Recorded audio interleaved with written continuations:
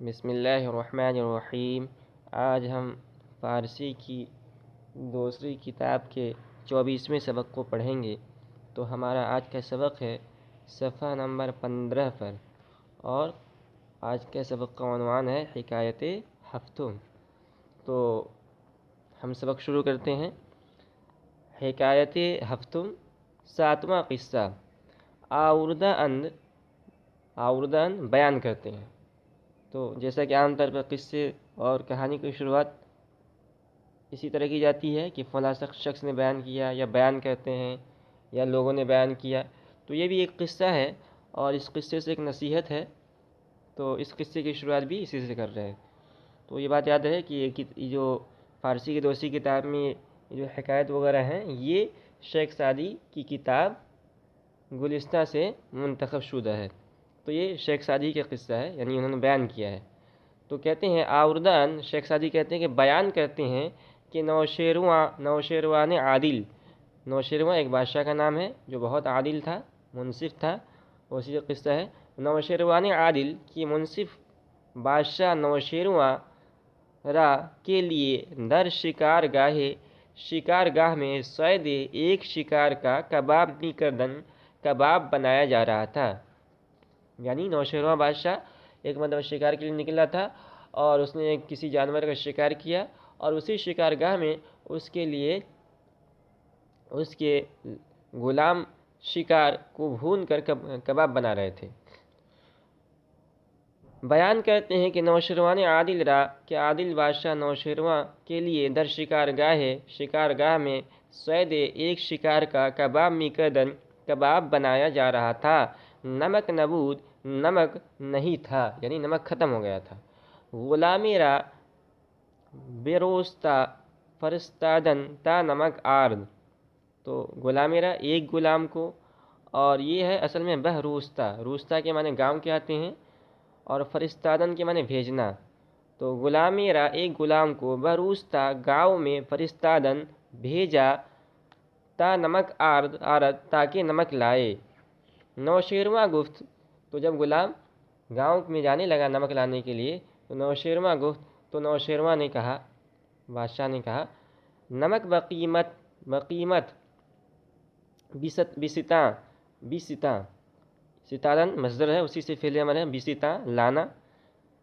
تو نمک بقیمت بیستاں، نمک قیمت دے کر لانا، تا رسم نگردد تاکہ برا رواج نہ پڑے، ودی خراب نہ گردد، دی کے معنی گاؤں، ودی خراب نہ گردد، اور گاؤں خراب نہ ہو۔ تو اس نے کہا کہ تم جا رہے ہو، نمک لاؤ لیکن پیسہ دے کر لانا، تاکہ ایک برا رسم نہ پڑے کہ جو کوئی بھی آئے وہ بغیر قیمت ہی کے نمک لے کر آئے، اور تو اس طرح اگر شروع ہوگا تو گاؤں برباد ہو جائے گا۔ ودی خراب نہ گردد، اور گاؤں خراب نہ ہو جائے۔ گفتند، تو غلاموں نے اس سے کہا کہ این قدر چہ خلل زاید، تو لوگوں نے کہا این قدر چہ خلل زاید، کہ اتنے سے نمک سے کیا نقصان ہوگا، یعنی ہمیں تھوڑا سا نمک اگر قیمت کے بغیر قیمت کے لے کر آئے ہو تو کوئی بھی دے دے گا، تو اتنا نمک اگر ہم بغیر قیمت دے کر لائے، بغیر پیسے کے لائے، تو اس سے کیا نقصان ہوگا۔ تو نوشیروان نے سمجھایا۔ گفت، نوشیروان نے کہا، بنیاد ظلم در جہاں اندک بودہ است، کہ ظلم کی بنیاد در جہاں اس دنیا میں اندک بودہ است، پہلے تھوڑی ہی سے تھی۔ بنیاد ظلم کی بنیاد در جہاں اس دنیا میں پہلے تھوڑے سے بودہ است تھی، یعنی پہلے جب ظلم کی شروعات ہوئی تو قتل و غارت گری سے نہیں ہوئی، بلکہ پہلے تھوڑا سا ظلم ہوا، اور پھر وہ بڑھتا اور بڑھتا چلا گیا۔ ہر کی آمد، پھر جو بھی آیا، برآمزید کرد، اس نے اس میں مزید کر اضافہ کیا، تا بدیں غایت رسید، یہاں تک کہ اس درجے کو پہنچ گئی۔ یعنی آج جو ہم دیکھ رہے ہیں کہ طرح طرح کے ظلم ہو رہے ہیں لوگوں پر، بادشاہ اپنے رعایا پر ظلم کر رہا ہے، تو یہ جو ظلم کی شروعات ہوئی ہے، ایسا نہیں کہ جو ہے اچانک ہو گئی ہو، بلکہ اس کی بنیاد تھوڑی سی ہوئی تھی۔ تو اگر آج میں نمک کی قیمت دے کر نمک نہ لوں، تو اگرچہ تھوڑا سا ظلم ہوگا، یعنی ظلم بھی نہ کہیں لیکن تھوڑی سی کوتاہی ہوگی، لیکن جب میرے غلام جب دیکھیں گے تو آگے آئیں گے تو اس سے زیادہ کچھ اور بغیر قیمت کے لے لیں گے، پھر اور بڑھے گا، یہاں تک کہ لوگ جو ہے ہزاروں بکریاں اور جو ہے پتہ نہیں جو ان کے دل میں آئے گا وہ اٹھا کر لیتے چلے جائیں گے، اور اس طرح گاؤں تباہ برباد ہو جائے گا۔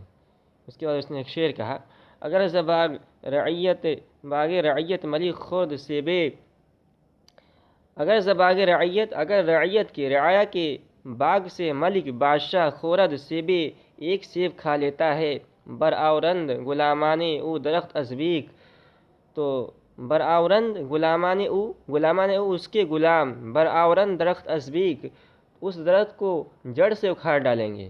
یعنی جب دیکھیں گے ہمارا بادشاہ نے ایک سیب کھایا ہے تو سمجھیں گے اس پہ ہمارا حق ہے، اور وہ پورے درخت کو ہی کاٹ کے لے کے چلے جائیں گے۔ بہ نیم بیضا کے سلطان ستم روا دارد، اگر بادشاہ نیم بیضا آدھے انڈے پر ستم روا دارد ظلم کو جائز سمجھتا ہے، اگر بادشاہ آدھے انڈے پر ظلم کو جائز سمجھتا ہے، زنن لشکریانش ہزار مرغ بسیخ، تو اس کے سپاہی لشکریانش اس کے سپاہی زنن ہزار مرغ بسیخ ہزار مرغوں کو سیخ پر چڑھا دیں گے۔ تو اگر بادشاہ سمجھتا ہے کہ جو ہے مثال کے طور پر میرے رعایا ہے اس کے میں انڈا ہے، چلو آدھا انڈا ایسے ہی لے لیتا ہوں، بلکہ آدھا ہی انڈا لیتا ہوں، تو جب دیکھیں گے تو اس کے جو لشکر والے ہوں گے وہ رعایا کی مرغیوں کو ہزاروں مرغیوں کو اٹھا کے لے کے چلے جائیں گے۔ تو ظلم کی بنیاد اگرچہ آدھے انڈے سے ہوئی ہے لیکن وہ بڑھتا بڑھتا کہاں چلا گیا۔